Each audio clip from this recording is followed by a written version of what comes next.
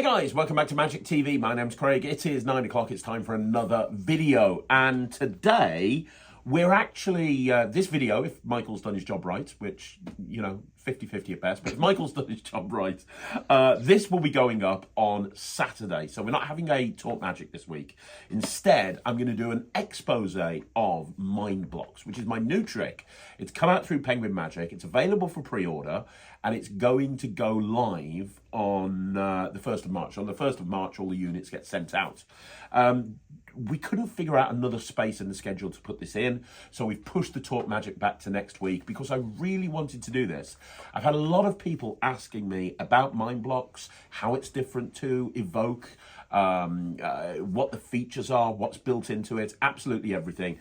And as with a lot of my products these days, I wanted to give people an informed decision as to whether they should buy MindBlox or not. And that's what this video is about. So I've had a lot of really positive feedback from people saying, I really like the fact that you go through how your tricks work. That allows me to decide whether I want to buy it or not. I think that's really important. There's so much coming to the market these days. You know, whenever I bring anything out, I want it to add and not take away from the massive tricks that are out there. And I really stand by everything that I bring out, which is why I've started doing these videos where I basically do a deep dive or an expose into how the trick works. Now, I will tell you, this is going to be a shortish video by my standards. It's probably going to be about 4 hours long. Shut up. It's going to be a shortish video. I'm not going to perform any of the tricks, but what I am going to do is I'm going to do a big video in the next week or so where I'm going to perform a bunch of routines with this, because the tutorial comes with, I think, 10 to 15 routines, and there's a lot more that you can do as well. So I'm going to do another video where I'm just going to take a layperson, somebody like Katie in the office, who I did the magic button to, and I'm just going to show her a bunch of routines, and that way you guys will get to see some of the stuff you can do with this. Because all honesty, the real gold with MindBlox is the tutorial. The routines that are on here are completely different to Evoke. Like, completely different. But there is a crossover. So in other words, if you've got Evoke, a lot of the routines off Evoke will actually work with MindBlox and vice versa. But MindBlox is its own thing, and that's what I want to get into. So first of all, MindBlox was in development before America's Got Talent. If anybody saw Ryland on America's Got Talent on the live shows, you will have seen him have Heidi Klum pick a Lego set, and she picked a helicopter. And we used this deck. Now, this deck had been in development for probably a year before that by myself and Phil Smith. And we'd been working on this concept of having a Lego themed mind reading device. And the reason that was kind of really important to me was because everybody's fascinated with Lego. Like, I had people coming up to me at Blackpool. This was a sellout at Blackpool. I had people coming up to me at Blackpool and saying, oh, it's great for family entertainers and kids entertainers. It's great for everybody. And the reason it's great for everybody is because everybody can relate to Lego. Everybody knows what Lego is. Lego is just as popular with adults these days as it is with kids. I do this at corporate events and weddings all the time, and a walk around thing. And I literally, my opening line is, hey, I've got a kid. He's 11 years old. He's obsessed with Lego. And I've got to tell you right now, true pain is coming down in the morning, walking across your living room barefoot where your kid's been playing with Lego the night before, and you step on those bloody bricks. It's a nightmare. Everybody laughs. Everyone can relate to that, and then you're into it, right? So it's very it works for all audiences. And I had the idea for this at around about the same time as I had the idea for Evoke, and me and Phil were working on this at the same time. Very, very different in terms of what's in there. Very, very different in terms of the routines, and I'll get to that in a minute. But when it came to America's Got Talent and Ryland got through to the live shows, we knew that we wanted him to do something with Lego, because he always does stuff. If you've ever seen Ryland perform, he doesn't do like normal card tricks. You see him performing, doing stuff that like kids would really enjoy doing. So you see a lot of Rubik's Cubes and toys and, you know, things like that. And so we knew we wanted him to do something with Lego, and we had the idea of making the Lego helicopter appear. So we had to force a Lego helicopter, and that's where this deck came in. Now, interestingly, Ryland's got the only deck in the world that forces a helicopter. And the reason is, when I first... So this was always designed to be an ambulance. So I'll talk about this forcing systems in here in a minute. But this was always designed to be an ambulance. And when we knew Ryland was going to be doing this on America's Got Talent, I had Phil make a custom version of the deck with a helicopter. And the reason I did that is I didn't want people having the same. I didn't want Ryland to produce an ambulance and then people buy this and everyone goes, "Oh, I saw that kid do that on America's Got Talent." By having a different force item, it feels very different. The other thing is there's a great marking system built into this. Phil's best marking system ever. And we took all the marks off. The deck that Ryland was using on AGT, the marks were taken off because I knew that the camera would be coming in really close to the backs of the cards. And I didn't want people to freeze frame it and go, "Look, there's marks on there." So, you know, it was really well thought out. But Ryland used this in America's Got Talent. And then off the back of that, you know, obviously, when he used it, this deck had been pretty much complete. I'm trying to remember if I'd already filmed the tutorial. I think I had, I'm not too sure. But anyway, that's the kind of the history behind it. And it's really fun. I'll tell you one more thing before I expose how it works. Evoke, because there have been comparisons between this and Evoke. Evoke is amazing, but it's very kind of emotional. If you look at my performances on the trailer of Evoke and you look at my performances on the trailer of MindBlox, you'll see that it's more low-key with Evoke, and because I'm dealing with people's emotions. But with this, I'm dealing with Lego, the reactions are really kind of up there. So it depends on how you want to perform as a performer or a mentalist or a magician. Anyway, let's just talk to you about what you get inside here. So first of all, the box is Phil. When Phil and I went back and forth with this, we wanted the tuck case to look like the sort of thing that you would literally just take out of a shop and buy. We wanted it to look legit. And I remember Phil saying to me, "We need it to look gaudy. We need it to look really cheap and tacky because then it's going to look like what it's meant to be." Which we've managed to do. Also, because this deck really wouldn't have existed properly without Ryland, the fake company name up here is Ryland Boy, Ryland Apprasand Boy. I just love that Phil put that in. There's a bunch of reveals built into the box as well, which we can get to later on if you want me to. But the meat and bones is what's inside the box. So what we have here, we've got some gaffs, which we'll get to a little bit later on. We've got a few gaffs. That's a gaff. That's a gaff. Right, okay. We'll get to those a little bit later on. What you have is what I love about this deck is that you can set it up in so many different ways. And no two people will set it up the same way, which is brilliant. So you have 26 regular Lego cards. Now these Lego cards, if you look at this one here, Jumbo Jet, and I think that Michael's got the artwork, so I think he's going to be able to throw these on the screen as we're talking about them. If you look at this Jumbo Jet here, you'll see that they're all designed the same way. They're all really colourful. Each one of these aren't real Lego sets. We actually, Phil created them from scratch, which is amazing. You've got a difficulty rating at the top, you've got a number of pieces, and at the bottom you've got a little description of what that set is. The description took a long time to put together because I wanted it. I bought a load of Lego cards and I was reading how those descriptions were written, and I was writing the descriptions for these cards in the same style of voice as I was seeing were being used in the other sets. But in essence, what you have here is you have 26 regular cards and you have 26 ambulance cards. Now, when you get the deck, it's going to come set up like this. It comes out the box. When you undo the cellophane, it's going to be set up so that every other card is an ambulance, because that's one of the ways that you can use this deck. This deck is set up and designed to be able to be used as a Svengali deck. So the ambulances are cut short. So in other words, if you have a Svengali routine that's your favorite Svengali routine, they'll work here. So I can, for example, I can show that all of the cards are different and that there's no, there's no duplicates and anything, and all of the cards are different Lego sets. I can then shuffle, because if you use a Svengali deck, you're going to be able to keep those pairs together.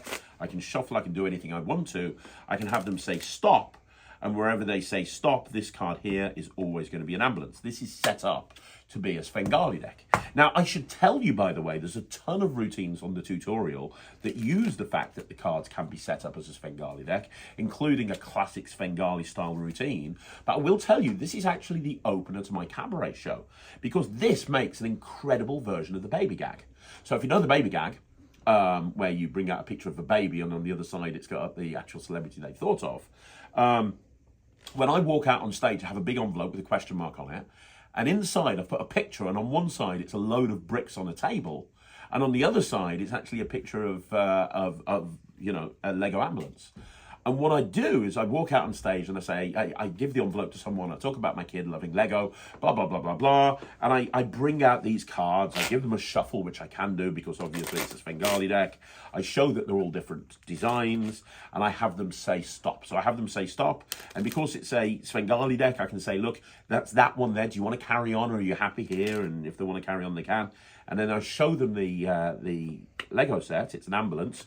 I put these away and I say, hey, give me the envelope. If that had your Lego set on it, would that be good? And they go, yeah. And I go, there you go. And I pull out a picture with a load of bricks on the table. And I go, if you build up all those bricks, that'll be your Lego set. Thank you. You're welcome. Tip your waitress on the way out. And it's a great, funny moment. And I go, well, I knew you'd be skeptical, which is why I put a Lego ambulance on the other side. And on the other side, you've got that picture of the Lego ambulance. Great opener for a cabaret show.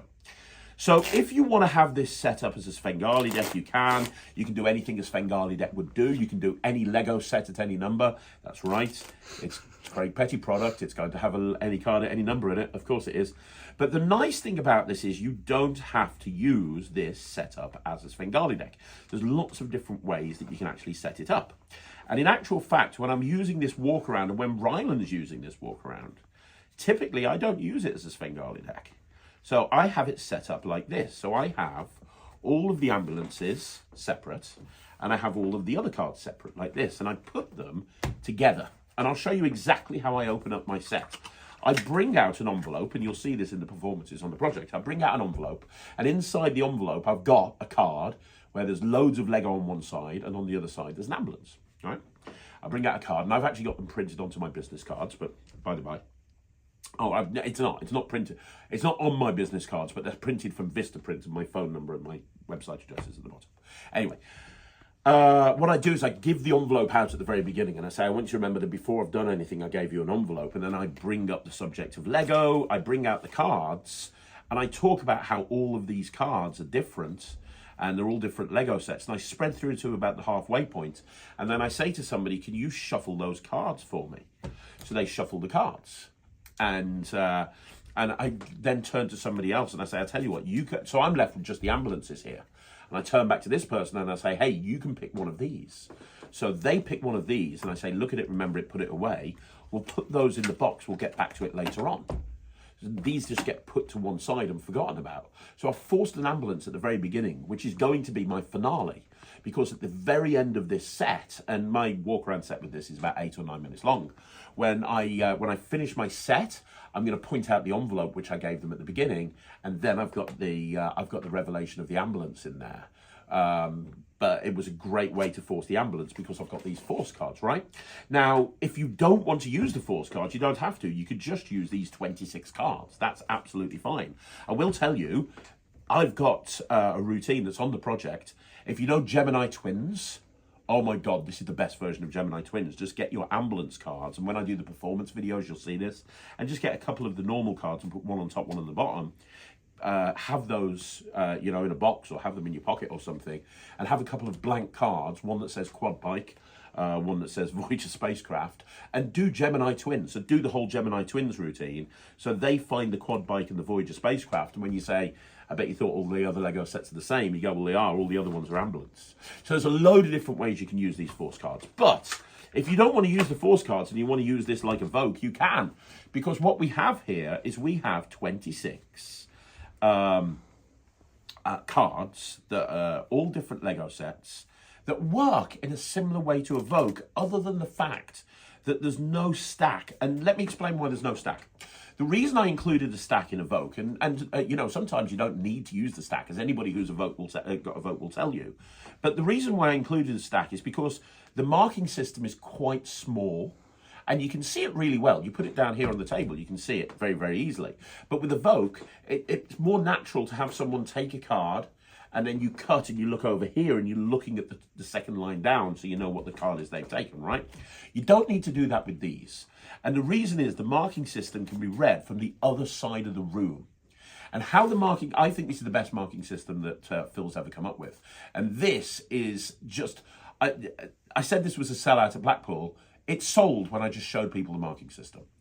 And nobody ever sees it. Look at the reactions on the trailer. People freak out. You can have them staring at the cards. They're not going to see anything. But the second you know where that marking system, you'll see it immediately. It's a little bit like that old illusion with the cigar on the brick wall that went around Facebook. You can never see the cigar until somebody points out the cigar, and then you can't unsee it. It's the same with this. So the marking system is built on negative space, okay? And what I mean by that, if you come here and you look at this, and you look at the top line, and you look at the white in between the top line, you're going to see the word unicorn there. Now, Michael's never seen these before. He's never seen the marking system on this before. Michael, do you see the word unicorn there? I can see it whilst even looking at the camera. It's that clear. Yeah. It's so ridiculously clear. So let me give you an example. So, Michael, from over here, what do you see there? Shopping mall. Boom, exactly. What do you see here? Oh, well, that one might be, well, it's not hard, but what do you see here? Lighthouse. Boom. Palace? Yeah, palace. So the marking system is insane. And it's so easy to get the mark. You don't need to have them in stack. You can give these cards to somebody. You can have them shuffle them as much as they want to. And then when you take them back, you go, look, I tell you what, just touch one. So they touch one. The second they touch one, I see beach hut. So the second they touch one, I go, I'm going to look away. You take that one. And I'm looking away, and I know what the card is before they even know what the card is themselves. And then I say, put it back any way you want to. Shuffle them again, or just throw them on the table. I go, right, beach hut. The marking system is so insanely simple to see. It's crazy. So that's one of the reasons I love this so much. I love the marking system. I really do. Any lighting condition, anywhere, you can see it immediately. It's brilliant. So my main sort of close-up routine is I'll force ambulance. We've put those to one side. We'll get rid of that. I have someone touch a card. They touch a card. The first person I'll tell, ghostly haunted house, I'll tell them what it is. Then I'll have them shuffle them again. I'll take them, have them take another card. Voyager spacecraft, obviously, and I'll tell them what it is. Now, the other thing is, one of the other things that built into this is the mother of all book tests. So just like with Evoke, the mother of all book tests is built into this. So what I mean by the mother of all book tests is on each description, there's only one long word that they can possibly think of. There's only one long word in each description that they can think of. And I've written them that way. So every single word in the description is about 5 letters or less. And the one long word is, there's only one long word that they can think of. So zombie apocalypse, is this what the end of the world looks like? You will be terrified, but you need to be fast and run a lot. That's the only way to stay safe, which is very similar to how Lego write their descriptions, right? But the only word they can think of there is terrified. Now that's the mother of all book tests. I built that into Evoke. I've built it into this. The cool thing is, just like with Evoke, there's no memory work. And the reason there's no memory work is because normally with the mother of all book tests, you have to memorize the words. You have to memorize. You have to fish for the first letter. You don't have to do this here because the second line down, Michael, will tell you what the Moab word is. So what do you see there? Remember. Remember. So on this card here, if I read out what is big and grey, they may not be the king, but they remember a lot. The only word they can think of is remember. So what's on this one? Second line down. Important. Important. That's the Moab word. So that makes, so I do it twice with a Lego set. The third time I say touch one, and when they touch one, I'm just looking down here, experience. I know what the word is that they're going to think of on that card. With a glance, I'm going to know the word they're thinking of on that card. It is that easy to see. I'm also going to know it's fire station. Like with one glance there, you can see that, right? Yacht and remember. Like immediately I can see it. There's no difficulty with it. Now there's a bunch of other stuff built in as well. So first of all, do you see this next line down here? Do you see that there's some numbers there, Michael? Yeah. What are the numbers? 5537. Yeah. So what that is that's the difficulty rating. 537 is the amount of bricks. So what you can do is, well, there's a lot you can do with that. There's an awful lot you can do with that. But one of the things that's really cool about it is you can predict the amount of bricks that someone's going to have, or you can tell them the amount of bricks they're going to have. It's just ridiculously cool. If there's that trick that came out a little while ago, which was an electronic printer inside a jar full of Lego, and you have someone say the amount of bricks and the predicted inside the jar. You can actually do that with this, because obviously you've got all these you've got all of these bricks. If you've got all of these force cards, if you set it up in a Svengali, you can actually have the bricks on the table, and you can have them pick a card very, very fairly. And this is 294, an ambulance, so you can actually have the Lego jar on the table. So you can have a jar full of Lego bricks on the table, and you can go, but you've covered it over, so they don't know what it is. So you force the ambulance using this Svengali principle. You force the ambulance, and you say, hey, I don't know your Lego set. If I had your Lego set predicted inside this box, would that be good? And underneath this cloth, and they go, yeah. And you whip the cloth off, and there's this jar full of Lego, and you go, there you go. It's your Lego set. Thank you. No, if you build up all those bricks, it'll be your Lego set. Are you not very impressed? Well, how many Lego?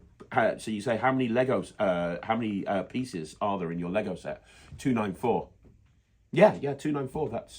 That's how many bricks there are there.